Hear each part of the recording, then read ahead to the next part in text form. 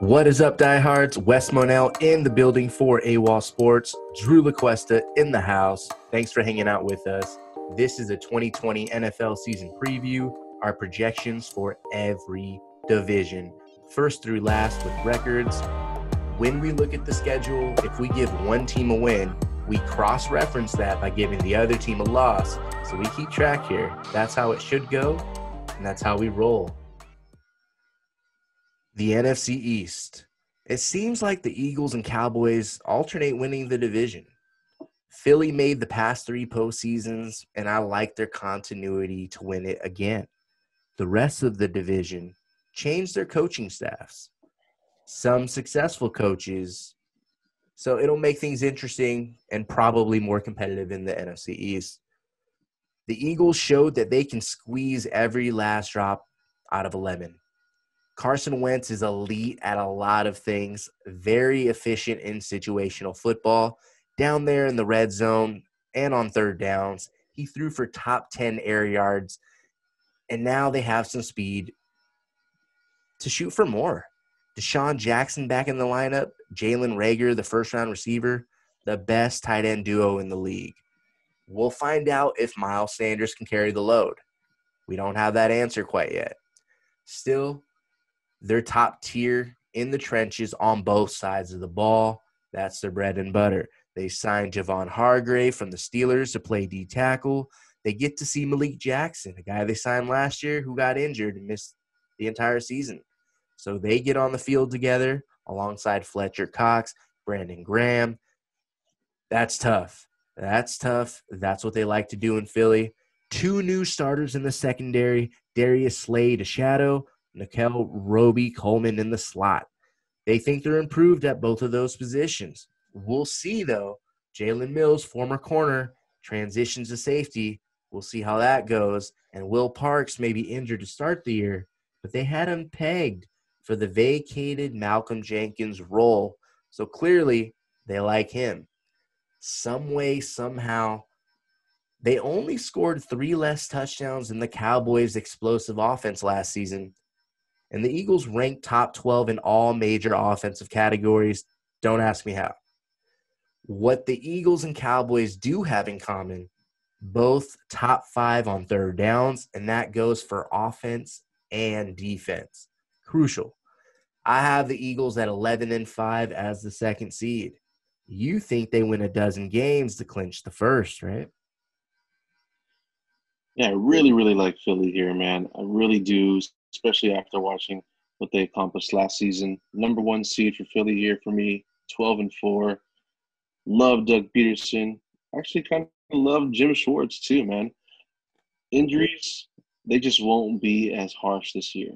They can't be. It's going to be impossible. I can't see that happening to them again. I feel for you, man. I mean, you're talking so many missed games from starters all across the board that it's taking up 2 lines on my notepad here. They had a playoff game without a lot of these starters. Listen to this, man. 1 running back, 3 wide receivers, 2 corners, 2 D tackles, and they were still in the playoff game. Not to mention 1 all-pro tackle and tight end. One of them strapped up 4 or 5 layers deep, protecting his ribs. I mean, this team is the essence of team.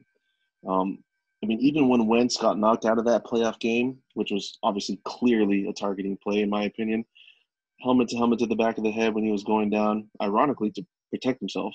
But even after all that, Philly still had the ball in a 1-possession game at the 2-minute warning. That's a team. That's how a team stays together. That's how you get it done with or without your leader. It says a lot, man. They've done it before, winning a Super Bowl with missing pieces. So to me, I rank them as the number 1 seed because we're yet to see their full potential, and that's a scary thing. They clearly need a little bit more depth now more than ever. I mean, with all those injuries on the receiving core, man, Wentz still finished number 9 in pass yards, the 13th quarterback with as far as rating. You just can't get better than that, man. One of my favorite quarterbacks in the league. Deshaun's 33. He's coming back. Alshon's 30. He's coming back. And they got speed, man. They got Marquise Goodwin, and then they drafted Jalen Reagor, round 1. Great speed, insane athlete, super explosive. I mean, now, just in case, they also back it up with Jalen Hurts. I mean, Jalen Hurts, I don't know if everyone's forgetting, but he went to a big time college. Not just one big time college, two. And he's been in two national title games. So you can trust the guy in big spots. I mean, they added a great corner, Nickel Roby-Coleman from the Rams, a three-time Pro Bowler in Darius Slay, arguably one of the best out there in the league. You just can't see anything but positives from this team. Wentz is already 14-7 in this division. He does, interestingly though, have a losing record against Dak Prescott. But after what we saw last year, with how hyped that Dallas offense was, and Philly still coming out with a win with backups, I'm trusting Wentz all the way on this one, man. Undefeated against the Redskins, undefeated against the Giants. Those records with Wentz playing in the past 3 years. So they didn't do too well against the playoff teams last year. Obviously, we won't keep beating the drum on some of their injuries, but this year is a new ball game, man. I got them favoring a lot of these games. I think they show us exactly what and how a team should be built, and they show up every Sunday more often than not. Pretty tough schedule, but I mean, I'm calling this one of the best camaraderie teams in the league. So I still have them at 12-4, even if they're going to San Francisco, to Pittsburgh, to Cleveland, to Green Bay. That's 4 of maybe the top 10 defenses this year. I really do believe in Philly this year, man.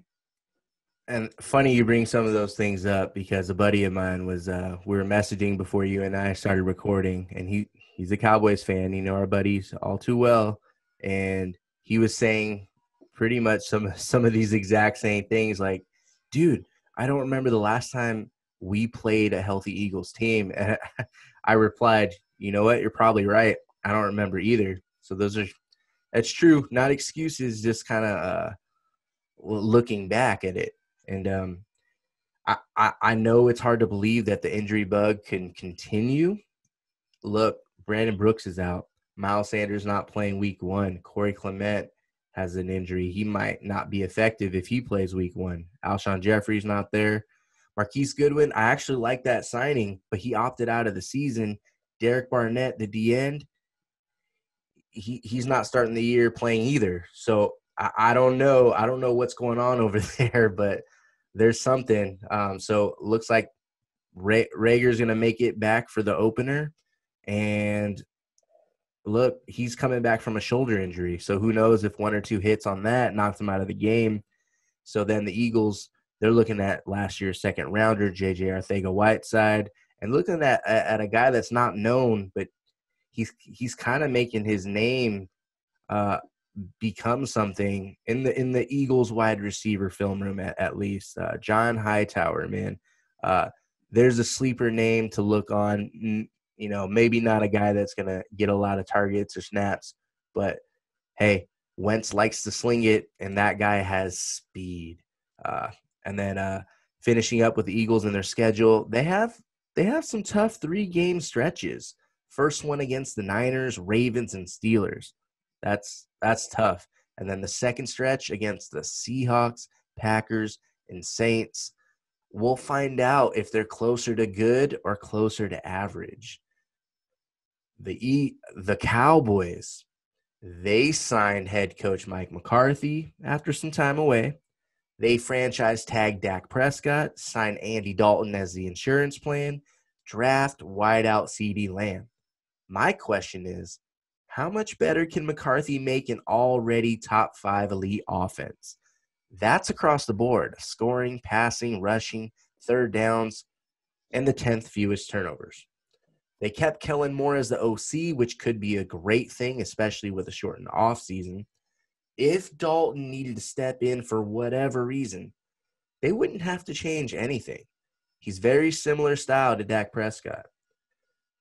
Ezekiel Elliott, he's going to eat again, but there may be some bumps in the road without Travis Frederick in the middle. I started to look at the rest of their offensive line. Tyron Smith, he hasn't played a full 16 games 4 years in a row. Lyle Collins will miss the first 3 games at least. defensively, DeMarcus Lawrence and Everson Griffin at D end, that looks pretty nice. Thing with Lawrence, for me, he lacks consistency for me to be all in on him. But I do like the tandem.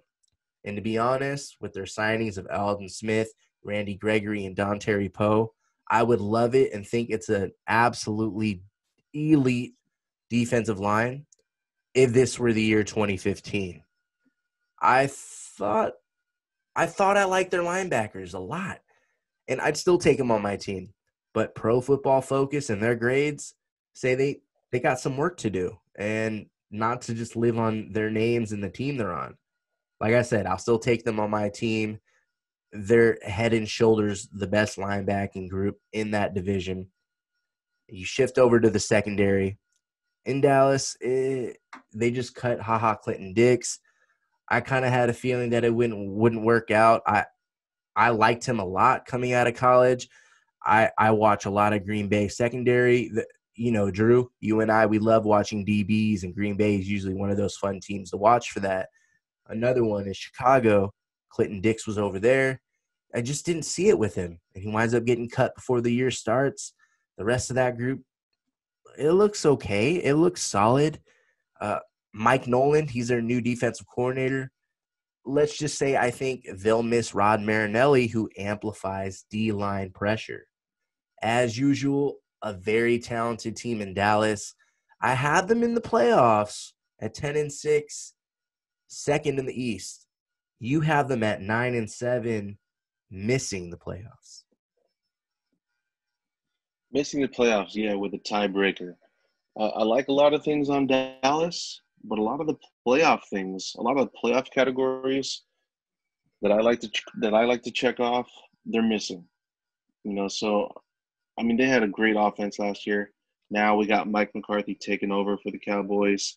He's actually tied with Andy Reid's win percentage, 62% for both of them. But Andy does have 82 more wins on that side. So percentage great. Obviously, Andy Reid a little bit more vetted with his resume. The only coaches that are above them in win percentage are Belichick, Tomlin, Sean Payton. Pretty even on the road, 500 coach on the road. There's no knocking the guy's offensive production, though. Typically top 5 offensive when he's calling plays, but the Packers did suffer a huge decline in his last 2 years. You can blame that on Rodgers. You can blame that on him. But, hey, it's a new quarterback now. It's a new offensive coordinator. Kellen Moore has shown that he can throw some yards out there as one of the youngest coordinators in the NFL. But, I mean, it's going to be a pretty tough back-to-back attempt to at least repeat being number 2 in total yards, number 5 in points scored. But all reports in Dallas praise Dak for being a great leader. Players like him. McCarthy likes him. One of the great things I think McCarthy likes about him is that he's coachable. Dak was number 2 in pass yards last year, number 9 in quarterback rating, the team the 5th best in rushing. So he definitely has the help. From what I see, whether it's a hidden message or a clear message, they're telling Dak, this is your year or you're not a Cowboy. Whether others believe that or not, they get CeeDee Lamb when they should have added depth on the O-line or the D-line. That's another weapon for Dak. And they brought in Mike McCarthy, an offensive mind. They kept Kellen Moore because of Dak's best offensive production year. It seems like the story is telling us, hey, man, it's up to you. We gave you everything you needed to succeed this year. Can he get over the hump? Because his record against winning teams is really, really not that great. We talked about him having a winning record against Carson Wentz, but last year against playoff teams, he was 1-7. Overall, what I've learned from Fox Sports and betting against Dallas, against teams with a winning record, Dak is 5-24.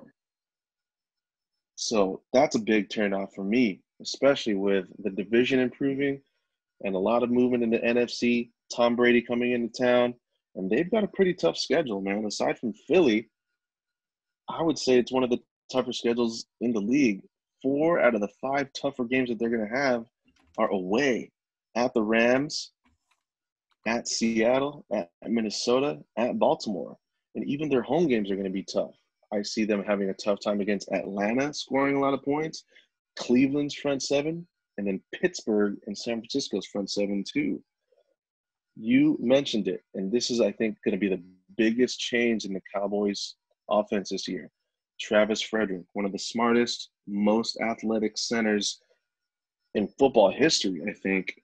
That's going to be their biggest loss. That's exactly where they like to predicate Zeke's run and one-step cut. So I don't know if he's going to be the same player. I don't know if he's going to be able to eat as much, to be honest. I love Zeke. He's one of my favorite running backs, but you can't do it by yourself. And we have seen a little bit of a decline in his numbers the past 3 years. Byron Jones, Pro Bowler, gone. Randall Cobb, 800 yards, gone. They're trying to replace that with CeeDee Lamb, a rookie, like we keep talking about. That's limited camp. I don't know if he's going to be able to pick it up and cover what Randall Cobb has produced. And then Robert Quinn. You don't just lose your top pass rusher as far as sacks accumulated, but you lose the coordinator along with it. That was one of the big things that you brought to my attention. Marinelli's gone. They bring in some players, but I don't know if it's going to be enough. They lose a lot of players on defense. I don't really see the Cowboys repeating a high-powered offense like last year, winning record, but missing the playoffs with a tiebreaker. And I know Dallas, they're hyped up about their second-round corner. And look, if you didn't think that highly of Byron Jones, maybe you have a case there. I thought Byron Jones should have signed somewhere to where he played, to be honest with you, safety. Topic for another day, though. I viewed him as a hybrid player that can do more than just stick him on the outside. That's just from watching film of Byron. But yeah, I mean, Trevon Diggs, he might be that next guy. I just think, you look at Dallas and their schedule. They're home for weeks 4, 5, and 6. They get to host the Browns, Giants, and Cardinals. So that's a nice spot. Second month of the year. And, if Philly and the rest of the NFC East is struggling, we know Dallas got off to a hot start last season. Hey, it doesn't matter what's going on. Timing is everything. So if Dallas can find a groove that second month of the season, it looks like they can win all 3 of those games to kind of give them a boost there. Looking at another team with a new coaching staff, the Washington Redskins, Ron Rivera, Jack Del Rio, 2 defensive minds, 1 team. So that's going to be pretty tough because the Washington Redskins have a league-high 7 former first-round picks on that defense. Granted, Thomas Davis is older and he won't be available week 1. That's a lot of investment. And Chase Young's their recent first-rounder. They expect him to get out the quarterback day 1. And they start against Philly right out of the gate against a division rival. Look, man, Chase Young, Jonathan Allen, Deron Payne, Montez Sweat. This might be a top, if not top 3, top 5 defensive line in the game. They signed Ronald Darby. We know he's been a so-so cornerback. But, it's going to be an aggressive style that Rivera and Del Rio roll out there. And they're going to challenge receivers every single week at the line of scrimmage. They're going to bump them. And, yeah, they're going to be vulnerable deep, but they're kind of hoping our D-line's going to get there more times than not. So I get it. Washington should be excited about their defense. That D-line is monstrous. I can't say enough about it. Offensively, I have questions everywhere. I know that PFF in the offseason ranked their O-line 13th. I don't think it's that high, to be honest with you. I watched this team every game twice last year. Capable? Sure, in moments. And then you look at their skill positions. I know that they drafted Antonio Gibson. I'm aware J.D. McKissick is currently first on the depth chart, and they think they'll roll out running back by committee. Peyton Barber's there. He came from the Buccaneers. Bryce Love, he was injured last year as a rookie. I see capable players, I guess. they're just all unproven at this point in time. The only guy on the roster that had a good year was Terry McLaurin. Look, I like him too. Was it a one-hit wonder? I don't know. Well, we'll see right out of the gates. He goes up against Darius Slay. But other than that, I saw the flashes of Steven Sims too. But again, there's flashes. This is an unproven offense all across the board, beginning at the top with Dwayne Haskins. I watched a lot of Dwayne Haskins film. He's got a lot of work to do as a quarterback, and that's fine. He was a rookie. This is year number 2, and he's got another new staff, another offense, another coordinator. So he's got Scott Turner from the Panthers. I get it.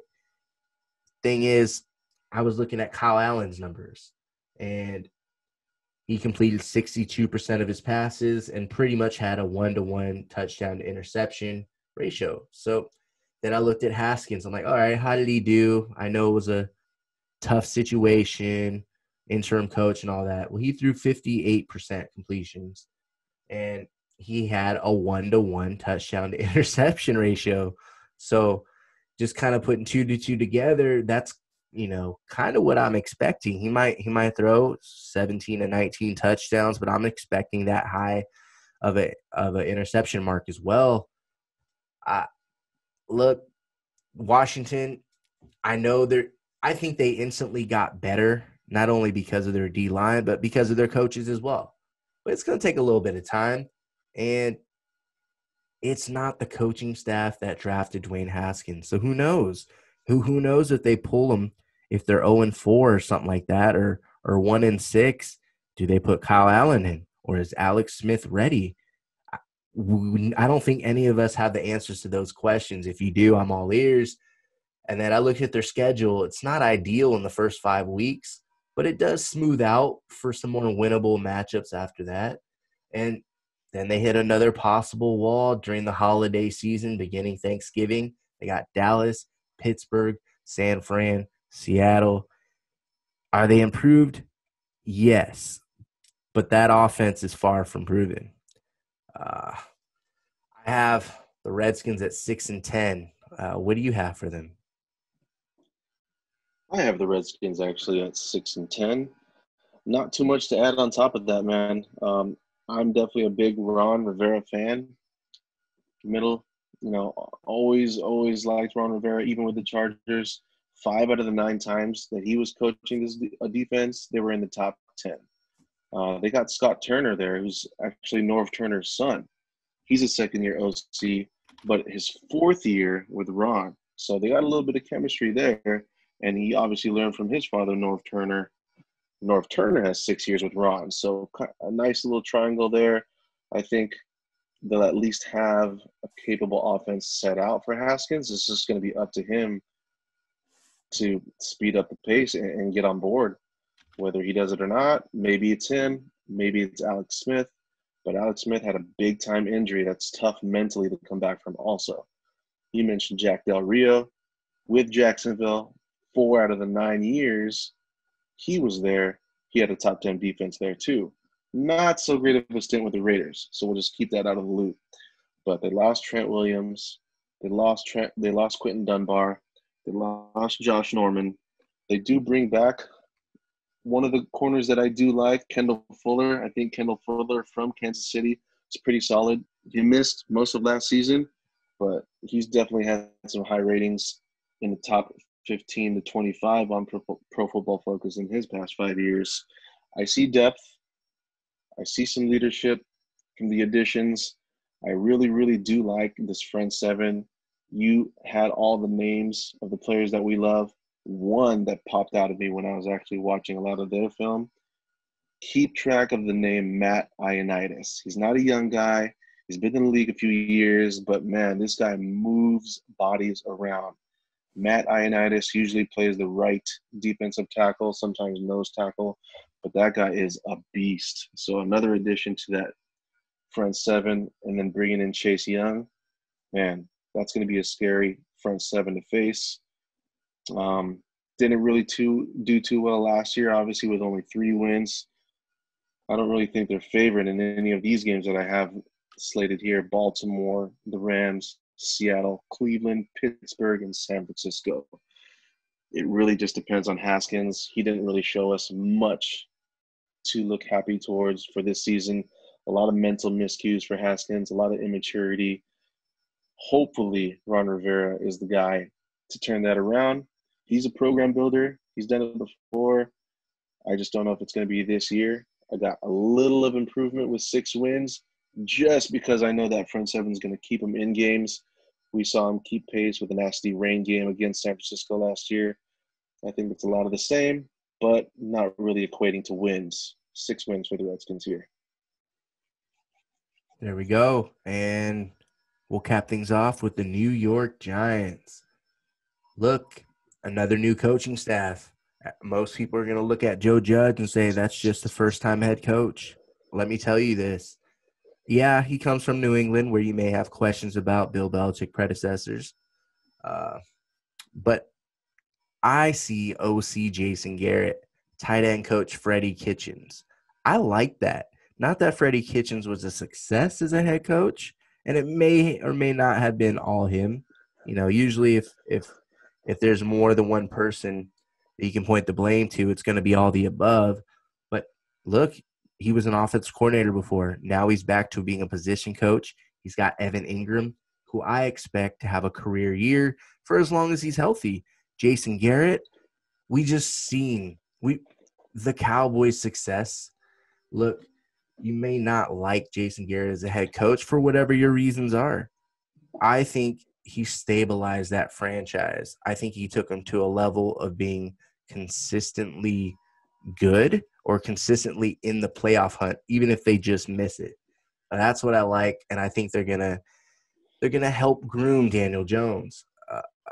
I think that guy, he just wants to sling it down the field, and it's pretty evident. There's some things that they have to do as a team. I mean, the offensive line, it was mediocre, but I was kind of looking across the board at their stats offensively. They're close to league average in nearly in all the major categories on offense. So if you think, if not Freddie Kitchens, if not Joe Judge, if you think Jason Garrett can bring some stability to that organization, especially to that offense, then I could see those league numbers that hover around average improving. And they may not be top 10 in a lot of categories, but if they're just right there, that's development. That's improvement from the previous year. And you know who they're turning to hand the ball off to and featuring? That's Saquon Barkley. He's number 1 and number 2 and number 3 in all your fantasy drafts. So, look, I'm not saying it's the most talented team. I like the hires that they made. That's basically where I'm getting at.